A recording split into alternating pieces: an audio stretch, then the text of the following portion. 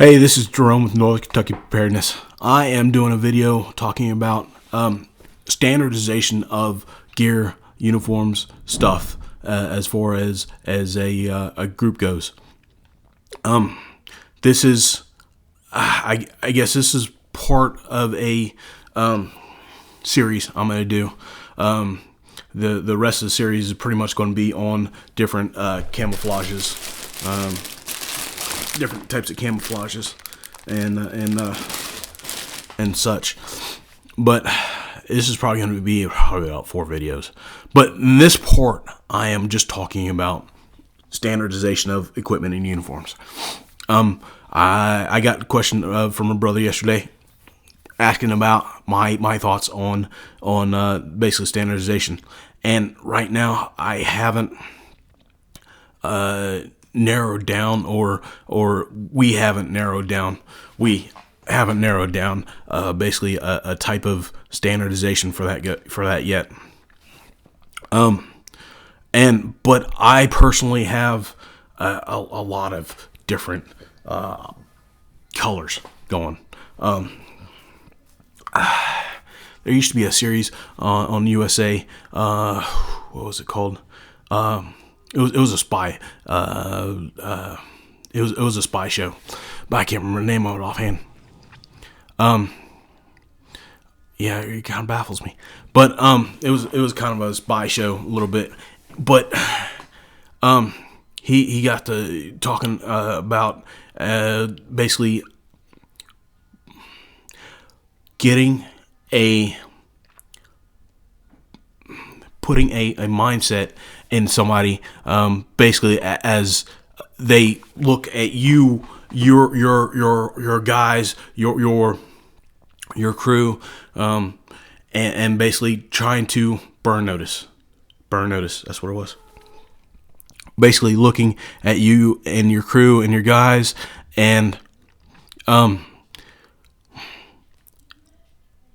putting a mindset into that, whoever's looking at you guys, and basically saying, especially in like a grid down or SHTF or situation where it is important to get established fear in somebody before a fight even occurs, or to establish predominance in somebody that may be looking at you as a soft target.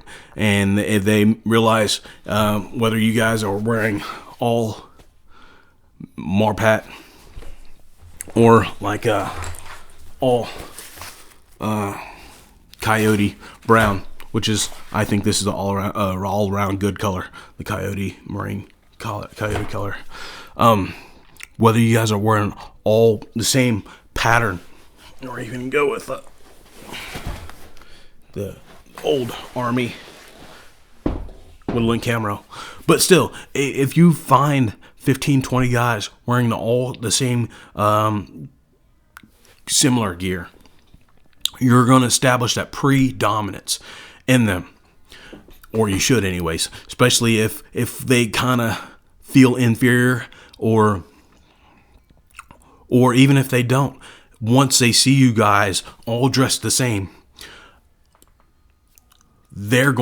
chances are they're going to have that predominant set in which they're going to feel inferior to where you're at, inferior to where and to where, you know, they stand up on that pecking level. And that's important. That's important when you go into a fight. That's important when because hopefully that could prevent a fight before it even starts. Like, hey, I don't want to mess with these guys. These guys have got their stuff together, and I really don't want to mess with them. So if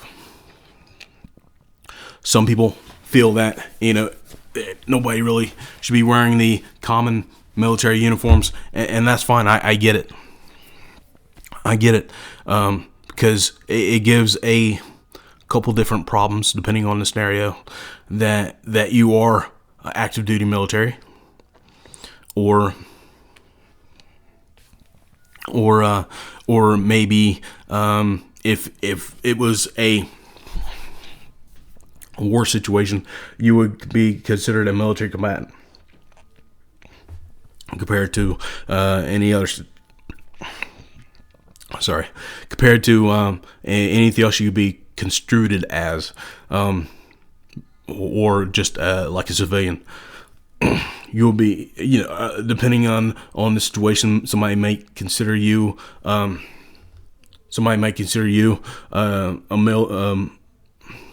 member of the government, and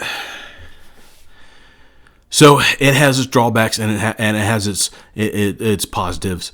But if you go with a common, everybody's wearing just a green like OD green color, that can or like the Vietnam type of green, which is basically olive drab. If all your guys are wearing that color, it could put your point in place.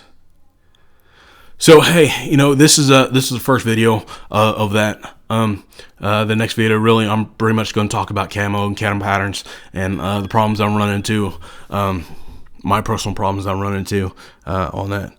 So thank you for watching. This is Jerome, North Kentucky Preparedness. Please give me your thoughts. If you're not subscribed already, please subscribe, and thank you.